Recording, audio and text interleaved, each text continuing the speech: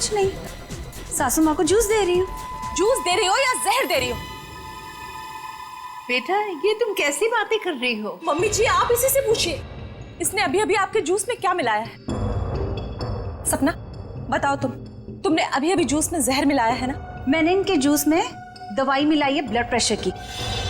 लो, फिर से हमारा फैमिली ड्रामा शुरू हो गया। अच्छा, ब्लड प्रेशर की दवाई? तो फिर पी के दिखाओ इस जूस को। मैं क्यों पीऊं? भाभी आप ये कैसी बात कर रही हैं? आप हमेशा सपना के पीछे हाथ मैं धोकर पीछे क्यों पड़ी पड़ी रहती हैं? प्लीज मैं एक सेकंड। सपना, क्या तुम्हें मम्मी जी ने कहा था जूस में दवाई मिलाने को? नहीं। तो फिर क्यों मिलाई जूस में दवाई? एक मिनट मैं 2 मिनट का बाथरूम चला गया, आप लोगों ने वर्ल्ड वॉर 3 शुरू कर दी। मैंने ही इससे कहा था जूस में दवाई मिलाने के लिए। सपना आज का डोज भूल गई थी तो मैंने कहा जूस में मिला दो। मुझे बहुत खुशी होती है ये देखकर कि मेरा परिवार मेरा कितना ख्याल रखता है, कितनी फिक्र है सबको मेरी। चलो मुझे जूस दो। I am sorry ladies and gentleman, please enjoy the party. Music please louder.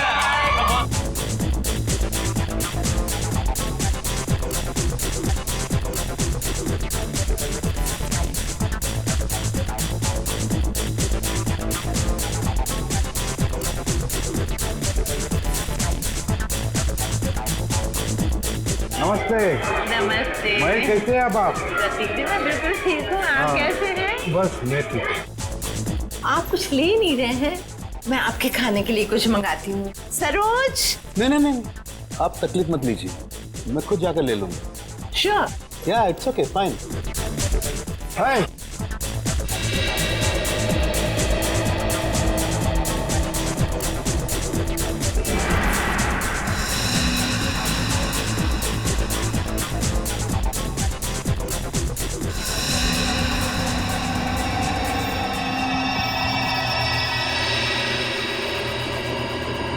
आनंद।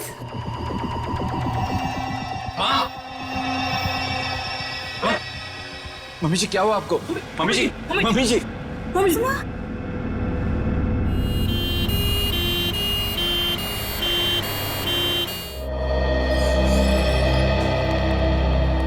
आइए सर, नमस्ते। मेरा नाम अहम है सर, मैंने आप लोगों को फोन किया था। अच्छा, अब कैसी है तुम्हारी मम्मी? डॉक्टर से इलाज कर रहे हैं सर, पता नहीं क्या होगा। घबराओ नहीं, सब ठीक हो जाएगा। जिस किसी ने मेरी माँ को मारने की कोशिश की है ना, उसको आप छोड़ना मत। एक बात बताओ अहम, क्या तुम्हें किसी पर शक है? मेरा मतलब है कौन कर सकता है ये तुम्हारी मम्मी के साथ? मुझे तो सभी पर शक है सर। अहम, कौन है ये लोग? CID। CID? पर किसने बुलाया इन्हें? मैंने बुलाया। क्यों? आप? जी मैं विकास, अहम का बड़ा भाई। क्योंकि आप में से किसी ने ही मम्मी की जान लेने की कोशिश की है। What nonsense! तुम अपने घर वालों पर शक कर रहे हो? आप घबरा क्यों रहे हैं भैया? कहीं आपको ये तो डर नहीं कि सपना भाभी की पोल खुल जाएगी? सर, पार्टी में मैं बताता हूँ क्या हुआ।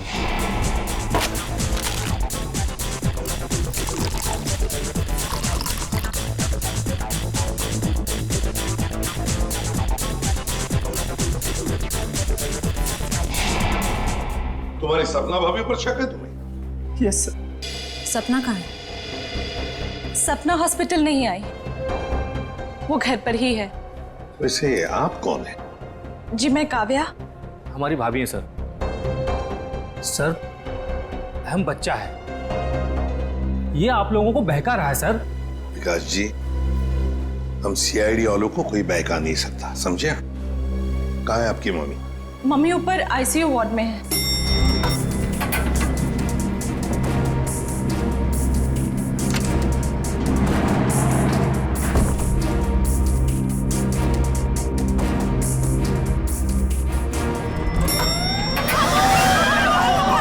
ठीक है, आग लगी है। डॉक्टर, लोगों को बाहर निकल, जल्दी जल्दी। आइए, इधर नहीं, इधर आइए प्लीज, आप लोग इधर आइए। जल्दी चलो, चलिए फ्लोर का, जल्दी आइए। नहीं नहीं, इधर से आप लोग इधर से। जल्दी चलो, चलिए फ्लोर खाली है, चलिए जल्दी आइए। नहीं नहीं, सीधे सीधे आइए, संभाल के संभाल के संभाल के।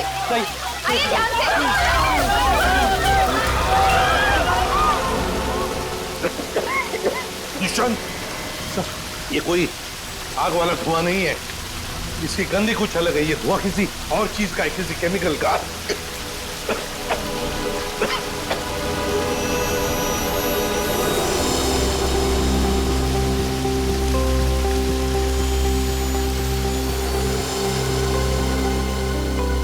सर, हाँ? आपका अंदाजा सही था। ये देखिए, smoke bomb. My God, sir कहीं ये स्मोक बॉम्ब फायर अलार्म बजाने के लिए तो नहीं डाला गया था? आश्रय, फायर अलार्म बजाने के लिए ही स्मोक बॉम्ब लगाया गया था। मालिनी का कमरा ढूंढो जल्दी।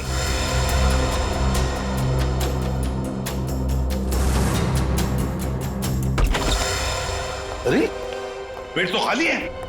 ये मालिनी जी कहाँ चली गए होंगे? ऐसा लगता है मालिनी जी जान खतरे में। स्टाफ को बुलाओ, हॉस्पिटल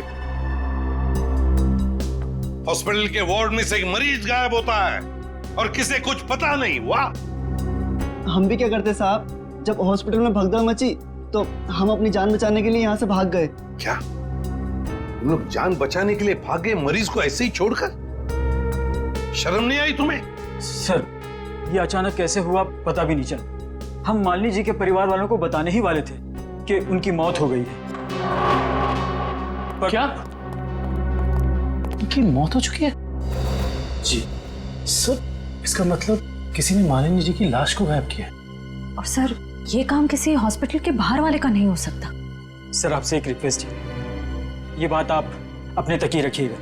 अगर मीडिया वालों को मालूम पड़ा तो हमारी इज्जत और हॉस्पिटल की इज्जत मिट्टी में मिल जाएगी। सर चुप रहिए प्लीज, सर प्लीज, चुप रहिए प्लीज।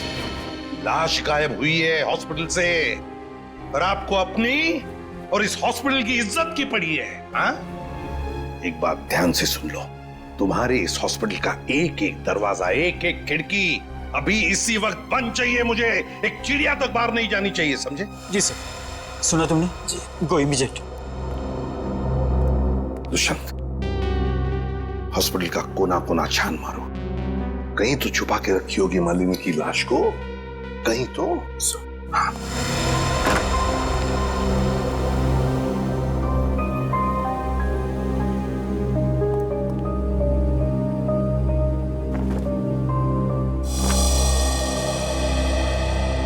जरा एक बात बताइए, आपके मम्मी के साथ कमरे में कोई था उनकी देखभाल के लिए? जी सर, मेरे पति आनंद वहीं पर थे। आप मम्मी के साथ थे? तो फिर ये सब हुआ कैसे?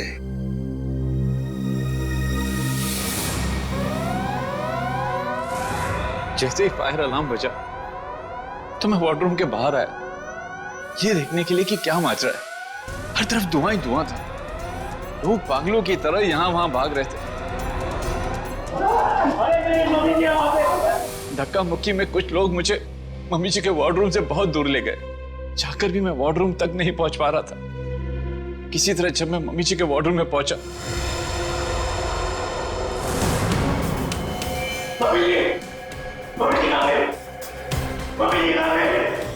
तो मम्मी जी वहां पे थी ही नहीं। सर प्लीज प्लीज मम्मी जी को ढूंढ निकालिए। सर, हर जगह चेक कर लिया, मालिनी जी की लाश कहीं पर भी नहीं है। और सर, मॉल में भी चेक किया, लाश वहां भी नहीं। इसका मतलब है जिसने भी ये किया है वो मालिनी की लाश को हॉस्पिटल के बाहर ले जा चुका है। काम करते हैं, हॉस्पिटल के गेट पर जो सीसीटीवी कैमरा लगा हुआ है उसका फुटेज चेक करते हैं।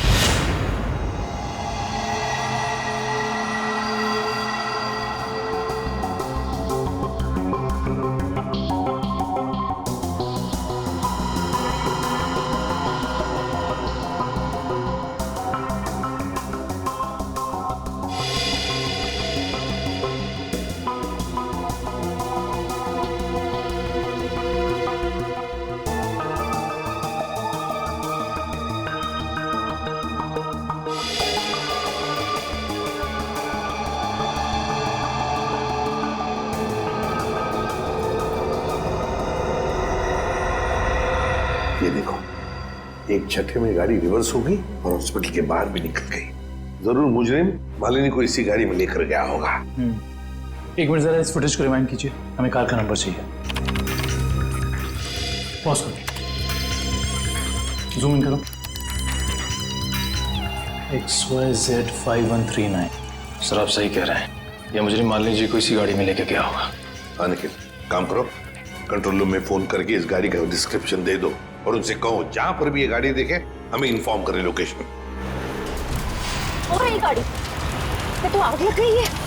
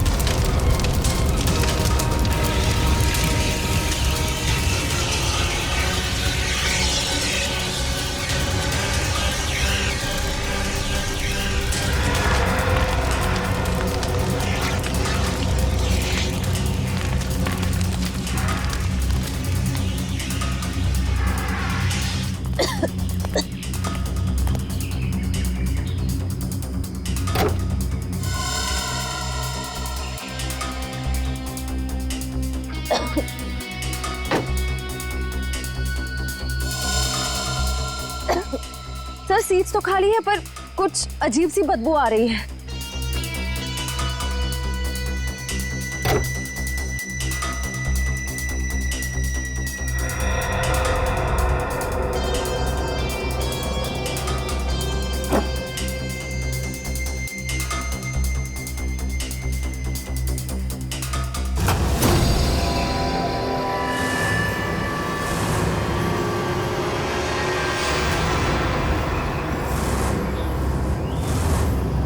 सर ये लाश तो जल चुकी है।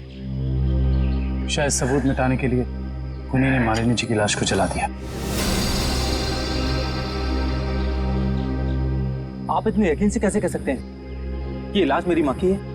इसका चेहरा तो बुरी तरह जल चुका है। देखिए,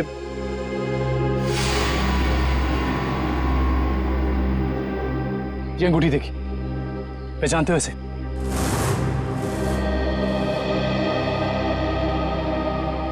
तो मेरी माँ की अंगूठी।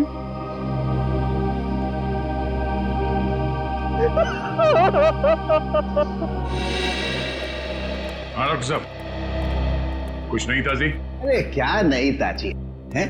दया, लाशों से बात करना कोई आसान है क्या? और लाश भी जली हुई हो और मुश्किल हो जाती है ना। आप तो हमेशा कहते थे कि सालुंकी के लिए कोई काम मुश्किल नहीं है, वो तो नहीं दया, खूनी ये सोचता था कि लाश को जला देगा तो हमारा इन्वेस्टिगेशन शुरू होने से पहले ही अटक जाएगा, हमारी नैया बीच भंवर में अटक जाएगी। तो इस अटकी हुई नाव को बाहर निकालिए ना सर। हैं? आप कुछ ना कुछ रास्ता तो निकाल ही लेंगे आप। आपको पता है फ्रेडी आपके बारे में क्या बता रहा था? फ्रेडी क्या कह रहा था मेरे बारे में? नहीं, ऐसा कुछ खास नहीं। वो कह रहा था कि डॉक्टर सालुंकी की उम्र हो गई। अब बहुत ज्ञान है आपको। हाँ देखो दया, जो लोग मेरे संन्यास लेने के बारे में सपने देख रहे हैं ना, उन्हें जाके बोल दो अपनी नींद से जाग जाए। मैं संन्यास नहीं लेने वाला हूँ ना, मैं तो इस केस को सॉल्व करने के बाद स्विट्जरलैंड जाने वाला हूँ। कहाँ जाने वाला हूँ? स्विट्जरलैंड। एग्जैक्टली। हम भी चलेंगे आपके साथ स्विट्जरलैंड, पर पहला कदम तो उठाइए इस केस को सुलझाने की ओर। पहला कदम तो उठ चुका है भाई। अच्छा, ये देखो, ये देख लो, ये क्या? ये सर बॉडी जलने की वजह से हो गया है? जी नहीं, ये बॉडी को फिनाइल से धोने की वजह से हो गया। क्या? इस लाश को फिनाइल से धोया गया? हाँ, खूनी ने लाश को अस्पताल से गायब करने से पहले उसको फिनाइल से अच्छी तरह से धोया ताकि लाश का केमिकल कंपोजिशन ही बदल जाए। खूनी ने हर कदम इसी मकसद से रखा है ताकि हमारे रास्ते में ज्यादा से ज्यादा कठिनाइयां आ सके। इस लाश को पहले फिनाइल से धोया और फिर इसे आग लगा दिया? जी हाँ, और सबसे पहले क्या जलाए? सबसे पहले जलाए बाल, क्योंकि बालों में सबसे ज्यादा और सबसे पहले असर होता है जहर का। सर काव्या ने बताया था ना कि शायद जहर सपना ने दिया है मालिनी जी को। हाँ, इसीलिए तो जला दिए ना भैया, सबसे पहले बाल, क्योंकि जहर दिया था। मतलब ये सब सपना का ही काम है।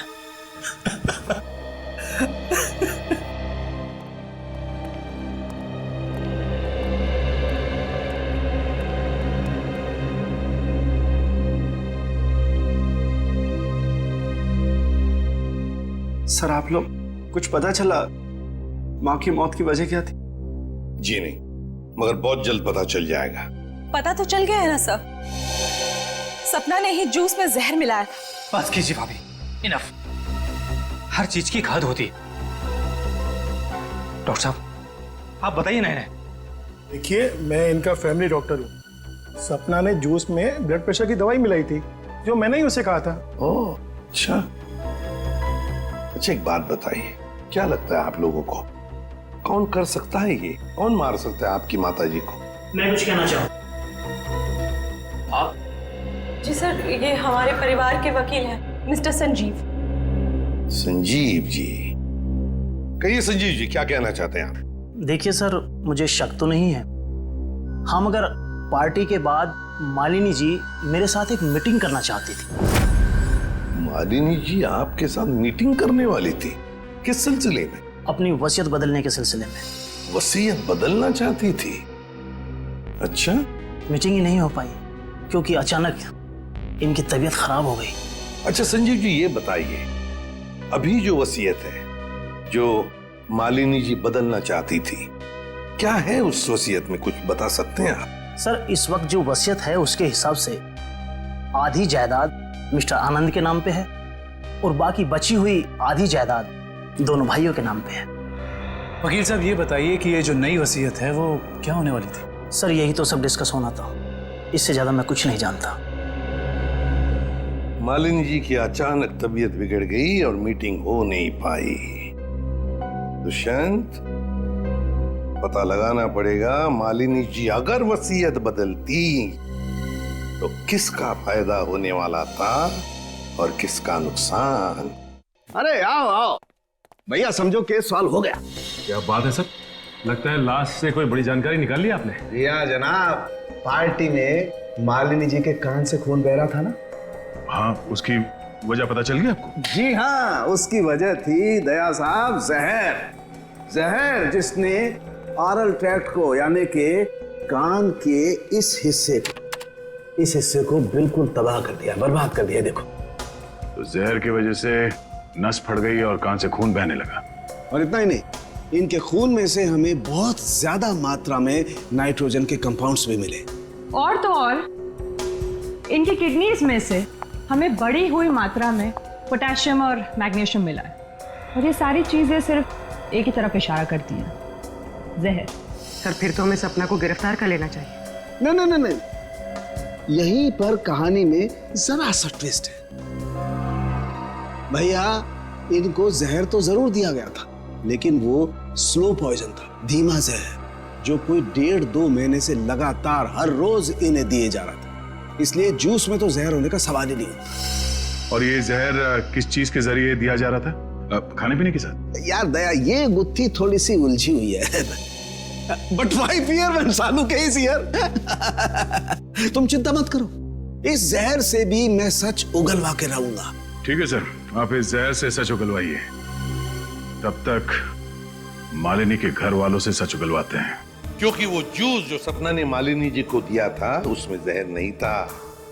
मालिनी जी की मौत स्लो पॉइजनिंग से हुई है। स्लो पॉइजनिंग, धीमी धीमे असर करने वाले जहर की वजह से, जो उन्हें 45 दिन तक रोज लगातार दिया गया था। धीमा जहर? मां को मारने की इतनी बड़ी साजिश? जी, और ये साजिश किसी आसपास वाले की है जो उनके खाने के साथ, उनकी दवाइयों के साथ छेड़खानी कर सकता था।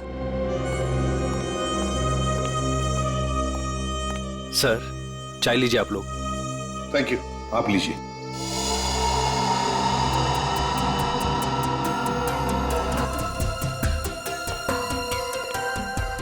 एक मिनट, मैं पी लूं।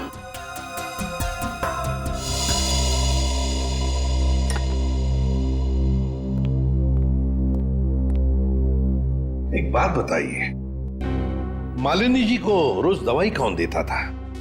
सर उन्हें दवाइयाँ सपना ही दिया करती थी। अच्छा। हाँ, मैं ही उन्हें दवाइयाँ दिया करती थी, पर कभी कभार सासू माँ अपनी दवाइयाँ खुद लिया करती थी, कभी आयुर्वेदिक की तो कभी न्यूरोपैथिक की। तो सपना जी, आपके कहने का मतलब ये है कि जहर शायद मालिनी जी की खुद की ली हुई दवाओं में था?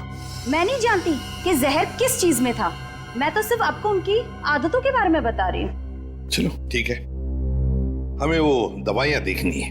चलिए सर, मैं आपको माँ का कमरा दिखाता हूँ। चलिए।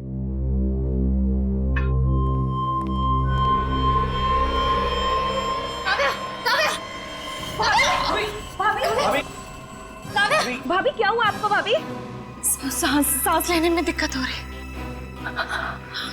सुरेश पानी लाओ। अरे पानी लाओ।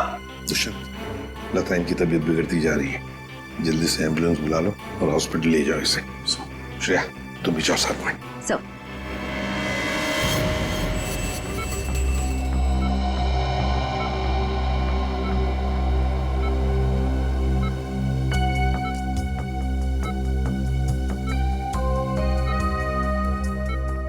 जी डॉक्टर साहब, कैसी तबीयत है काव्या की और हुआ क्या है इन्हें? फिलहाल तो हम इनके बेहोशी की वजह समझने की कोशिश कर रहे हैं, बट डोंट वरी, खतरे का कोई निशान दिखाई नहीं दे रहा, इन्हें जल्दी होश आ जाना चाहिए।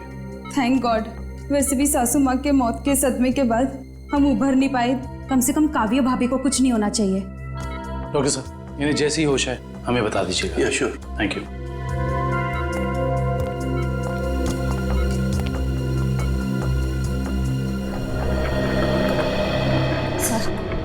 सर मुझे तो सपना पे शक हो रहा है।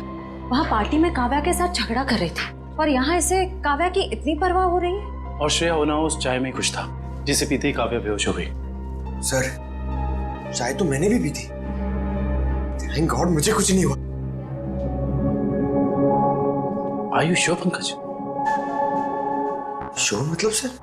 मतलब चक्कर वक्कर तो नहीं आ रहे ना तुम्हें? चक्कर नहीं सर, चक्कर नहीं आ रहे, मगर पेट में कुछ गड़बड़ लग रही है सर। पेट में गड़बड़ लग रही है, गर्मी हो रही है, कहीं से वो तो नहीं हो गया? पंकज, और अगर तुम्हें सीरियसली कुछ हो भी गया है तो हम हॉस्पिटल में ही है ना। अजीब बात है, ये काव्या का पति आनंद अभी तक आया नहीं। पंकज, उसका नंबर ट्राई करो।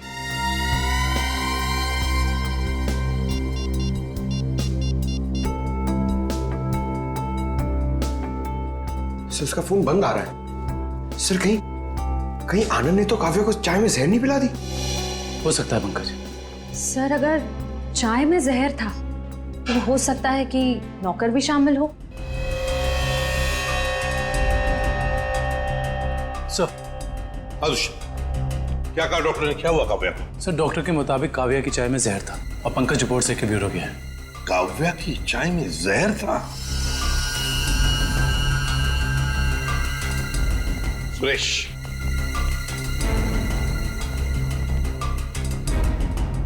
तो बताओ सुरेश, चाय में जहर कहां से आया?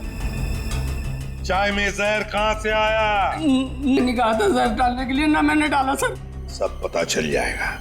एक बात बताओ, जब तुम चाय लेकर आए थे तो चाय कहीं पर रख दी थी और कुछ दूसरे काम के लिए गए थे? हाँ साहब, याद आया। मैं सुबह जब चाय लेकर आ रहा था तो आनंद साहब ने मुझे कुछ खाने के लिए लेकर आने को कहा। अरे सुरेश, सिर्फ चाय? कुछ नाश्ता भी ले जाओ, कल रात से किसी ने कुछ भी नहीं खाया। जाओ। जी साहब।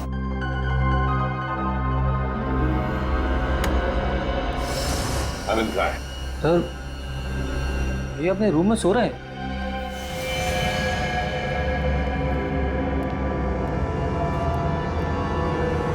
कहाँ है आनंद? आनंद तो है ही नहीं कमरे। पता नहीं सर, अभी तो भैया यहीं सो रहे थे। फोन करके बुलाओ।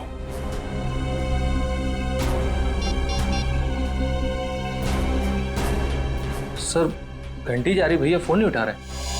घंटी बज रही है पर भैया फोन नहीं उठा रहे हैं। सर जब सुरेश चाय लेके आया था सर बिस्किट तो था ही नहीं। और तो और सर, जब चाय आई तो वहाँ पे आनंद भी नहीं था, तो आनंद को पता कैसे चला कि कौन सा कप किसके हिस्से में जाने वाला है? हाँ वाकई, आनंद तो वहां था ही नहीं चाय पीने के लिए।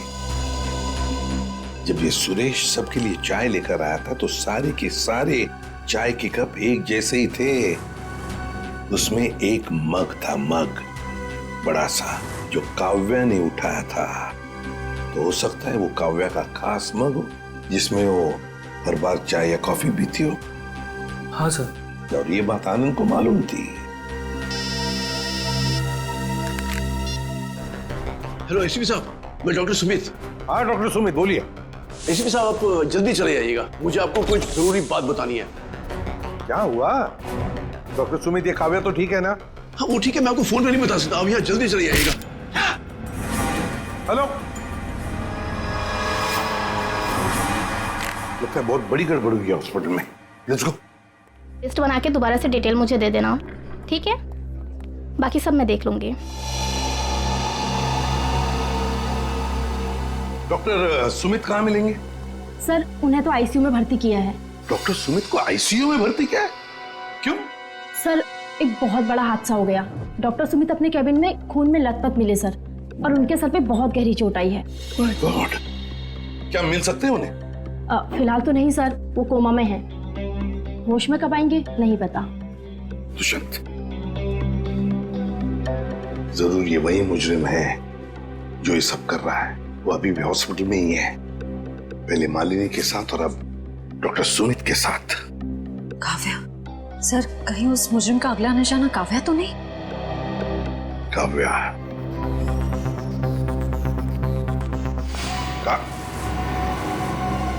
काव्या कहाँ चली गई सर? कहीं काव्या को भी तो गायब नहीं किया उसने? श्रेया, ये जो भी कोई है, अगर इसने काव्या को भी गायब किया तो वो हॉस्पिटल के मेन गेट से ही बाहर जा सकता है।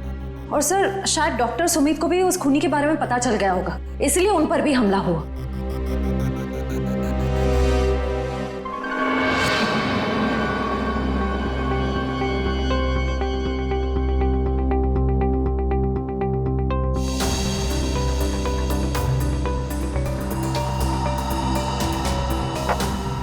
निखिल,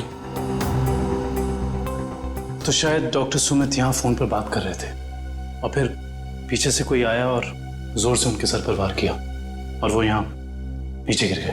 हाँ साहब, डॉक्टर साहब के सिर के पीछे चोट आई है।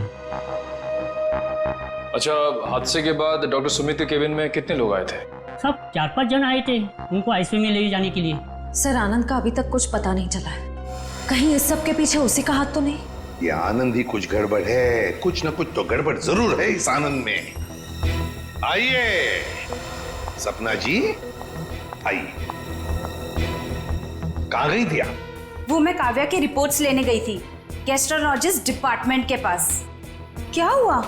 वहां से एक रिपोर्ट लाने में इतना वक्त? लाइन बहुत लंबी थी, मगर क्यों? क्या बात है? काव्या कहाँ है? काव्या गायब है, समझिए आप? क्या? सर ये ब्लड सैंपल्स तो ले लिए, लेकिन सर क्योंकि बाकी लोग डॉक्टर साहब के कैबिन के अंदर चले गए थे, इसलिए सारे जरूरी सबूत मिट गए। और यहाँ पे काव्या गायब है ना दुष्यंत? ये किसी एक आदमी का काम नहीं, ये जो भी कर रहा है ना उसका कोई साथी है। एक इनके परिवार में से कोई और दूसरा इस हॉस्पिटल में से कोई।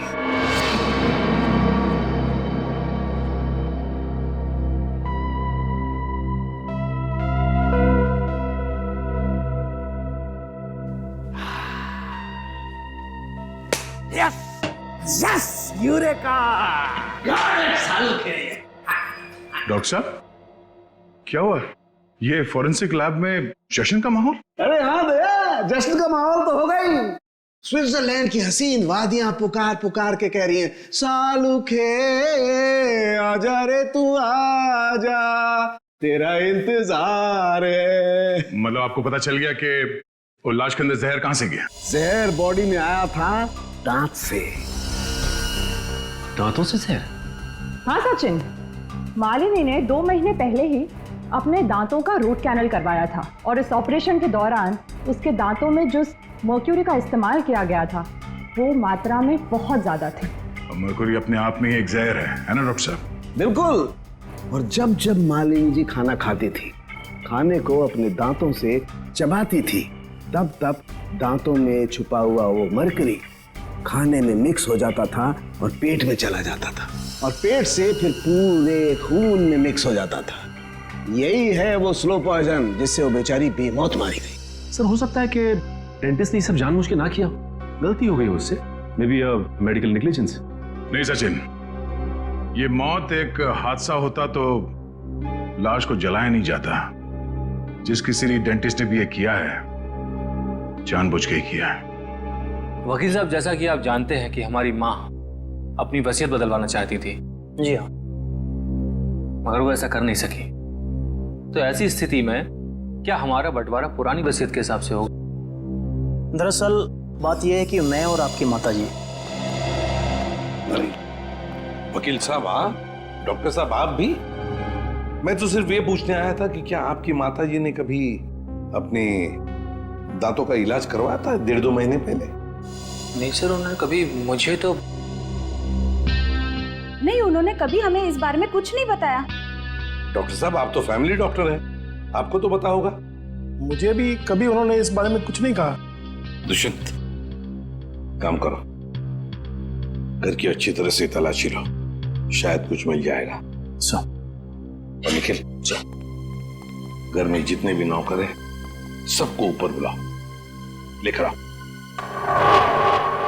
एक बात बताओ, क्या तुम में से कोई जानता है कि मालिनी जी ने अपने दांत का इलाज करवाया था किसी दांत के डॉक्टर के पास 1.5-2 महीने पहले? सब एक दिन अचानक मालकिन के दांतों में दर्द हुआ तो उनका ड्राइवर उन्हें डेंटिस्ट के पास लेकर गया था।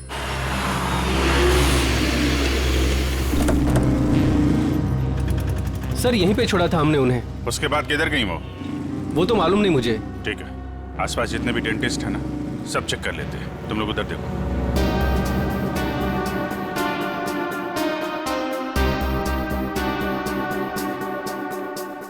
हम लोग सीआईडी से। क्या ये कभी आपके यहाँ इलाज कराने आई थी? No, I don't think so. यहाँ पर आए हैं। ध्यान से देखिए, ये 2 महीने पुरानी बात है। नो सर, ये लेडी कभी हमारे वहाँ इलाज के लिए नहीं आई। नहीं, मुझे नहीं लगता है यहाँ पर आए हैं। आई नॉर्मली मैं पेशेंट्स को याद रखती हूँ अपने। Thank you very much. Thank you sir. उस साइड किसी भी डेंटल क्लिनिक में मालिनी को किसी ने पहचाना नहीं। अच्छा, यहाँ देख लेते हैं।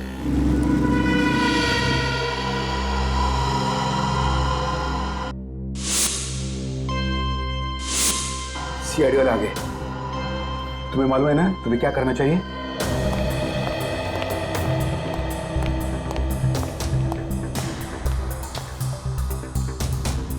Excuse me. जी कहिए। हमें डॉक्टर से मिलना है। जी कहिए, मैं डॉक्टर कल्पना हूँ। आपके पास अपॉइंटमेंट है? डॉक्टर, हम सीआईडी से। इन्हें पहचानती हैं आप? इन्हें कभी देखा नहीं है। कौन है ये? इनका नाम मालिनी है और इनका खून हो गया है। क्या? खून? क्या हुआ? खून का नाम सुनते ही आपकी जबान लड़खड़ाने की लग गई? नहीं नहीं, यहाँ पहली बार सीआईडी आई है ना, तो मैं थोड़ी नर्वस हो गई। कोई बात नहीं, आप परेशान मत होइए। Thank you very much.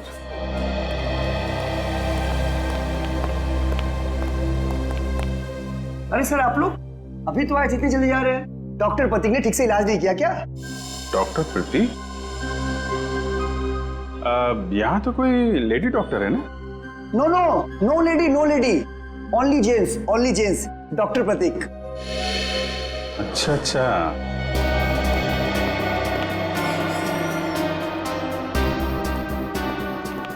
अरे सर, आप लोग फिर से आ गए? अरे वो क्या हुआ कि इनके दांत में दर्द होने लगा अचानक, तो वो जरा डॉक्टर से मिलना था। क्या नाम है उनका? डॉक्टर कल्पना। हाँ जी, 1 मिनट। हेलो।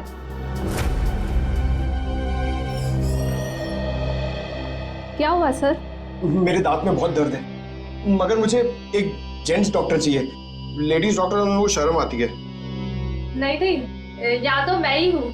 लेकिन दीवार पे तो डॉक्टर प्रतीक का सर्टिफिकेट लटका हुआ है। ये नाम तो किसी लेडी का नहीं हो सकता ना? चेक कर लेते हैं एक बार, देखिए। सर कहाँ जा रहे हो आप? डॉक्टर प्रतीक।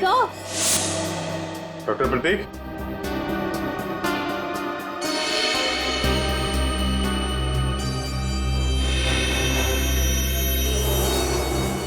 अरे डॉक्टर साहब क्या कर रहे हैं? आप चले जाइए यहाँ से। डॉक्टर साहब कुछ गिर गया क्या यहाँ पे आपका? मैंने कुछ नहीं किया है। आइए आइए, बाहर आइए, आइए।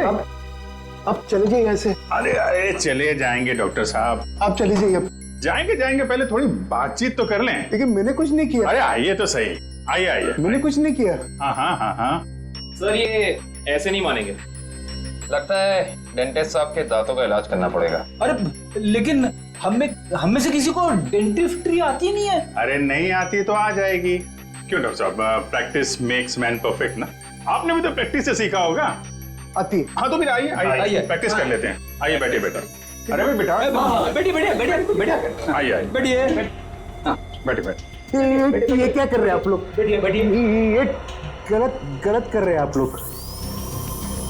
तुमने जो किया वो ठीक था क्या? मैंने गलत कुछ नहीं किया। गलत तो हम भी नहीं कर रहे डॉक्टर साहब। आप जल्दी से मुंह खोल दीजिए वरना बता। मालिनी का इलाज मैंने किया था। और इलाज के बहाने उसके दांतों में ज्यादा मरकुरी भी तुमने डाली थी। गलती हो गई। गलती नहीं है, ये गुनाह है। किसके कहने पे किया था? मुझे नहीं मालूम। पता आनंद पैसे दिए थे मुझे इसलिए। कहाँ मिलेगा ये? भाई को था।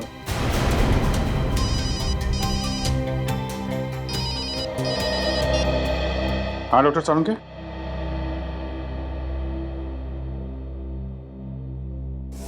क्या? आनंद रुक जाओ। आनंद गोली चल जाएगी। आनंद रुको। आनंद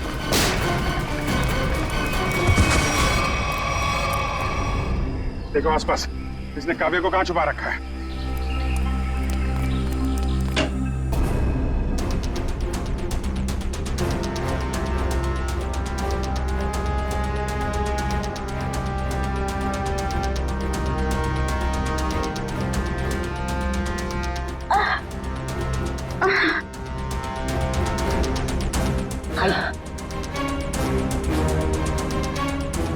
चलो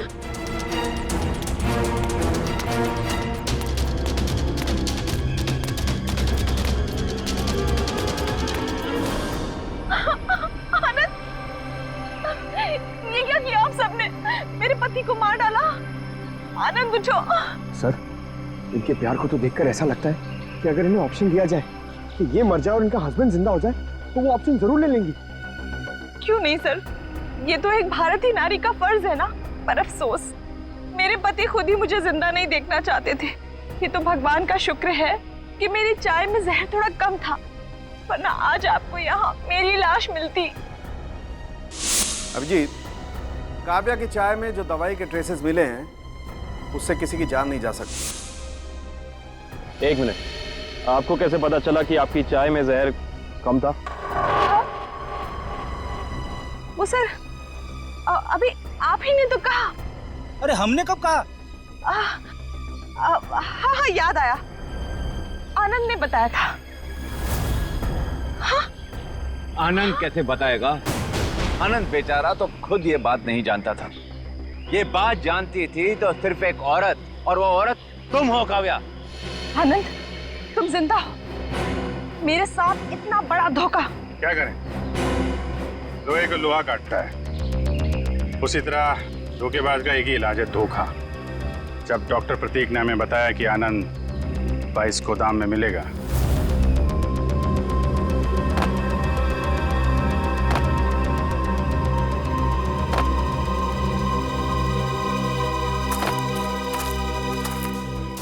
तो हमने यहाँ पहुंचकर देखा कि वो बेचारा बंधा पड़ा है।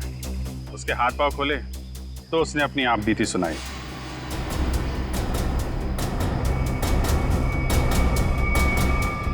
किसने किया ये सब? है ये सब मेरी बीवी काव्या ने किया है सर। हाँ, कहीं कहीं छुपी हुई है। बस फिर क्या, हमने आनंद के साथ एक छोटा सा खेल खेल लिया, तुम्हारा असली रंग सामने लाने के लिए। तो ये सब ड्रामा था, लेकिन असली ड्रामा तो अब शुरू होगा। पीछे मुड़ के देखो।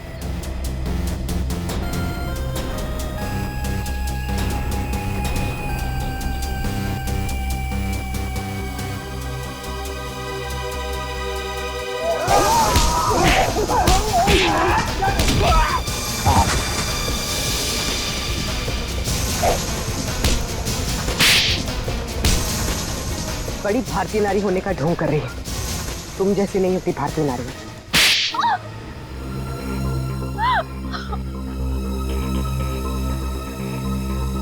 सासू माँ ने आधी जायदाद आनंद के नाम कर दी थी, और आनंद अपने भाइयों से बहुत प्यार करता था, तो वो अपनी जायदाद का हिस्सा भी अपने भाइयों को देना चाहता था। और ये बात आपको बहुत खटकती थी, क्यों? मुझे पता था सर, मुझे पता था कि वो सासू माँ पे दबाव डालेगा वसीयत बदलने के लिए। इसलिए तुमने उन्हें डॉक्टर प्रतीक के पास भेजा, उनकी दांत की तकलीफ का फायदा उठाकर, ताकि इससे पहले कि वो अपनी वसीयत बदले उनकी मौत हो जाए। हाँ सर, और मैंने प्रतीक से कहा अगर वो पकड़ा जाए तो मेरा नहीं आनंद का नाम ले, ताकि आपके सास यानी मालिनी जी के खून के जुर्म में आनंद यानी आपका पति फंस जाए, जिससे 25 करोड़ की आधी जायदाद आपकी हो जाए। हॉस्पिटल में डॉक्टर सुमित तुम्हारी सच्चाई जान गए थे, इसलिए उन पे भी हमला किया तुमने। मैं क्या करती सर, उसने मुझे फोन पे बात करते हुए सुन लिया था। अब बारी है खेल के दूसरे पड़ाव की, जिसमें हम दुनिया को ये दिखाएंगे कि मेरे पति परमेश्वर यानी कि मिस्टर आनंद कुमार ने अपनी ही पत्नी को अगवा कर लिया। तो डॉक्टर सुमित को कोमा में पहुंचा दिया, अपने पति की किडनैपिंग की और मालिनी जी का खून कर दिया। दौलत की भूख मिटाने के लिए इतने सारे जुर्म किए तुमने, लेकिन सजा सिर्फ एक ही मिलेगी, फांसी।